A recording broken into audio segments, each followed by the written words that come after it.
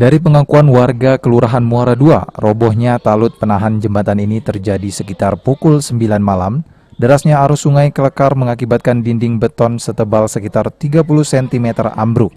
Warga yang mengetahui kejadian tersebut langsung memberikan peringatan berupa pembatas jalan agar pengendara khususnya kendaraan berat untuk tidak melewati jembatan, karena dikhawatirkan jembatan yang menjadi akses ke Kelurahan Karangjaya terputus. Pak, karena banjir semalam, banjir itu naik, jadi otomatis ini nih tumbang Pak, tidak tertahan.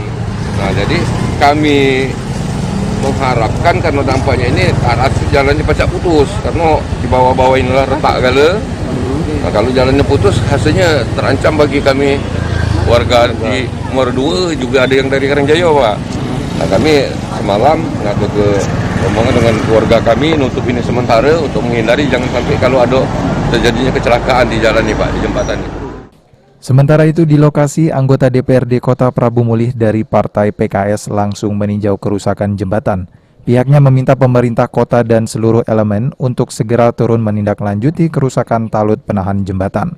Ya, untuk tindak darurat ini sebenarnya semua elemen harus turun ya. Badan Penanggulangan Bencana untuk melihat hal-hal yang bisa dilakukan. Kemudian dampak lainnya dinas sosial kalaupun memang ada yang membutuhkan rehabilitasi kebutuhan warga. Ambruknya talut penahan jembatan juga menjadi tontonan warga sekitar. Warga berharap tidak ada lagi hujan lebat susulan karena akan menggenangi rumah hingga mencapai 1 meter.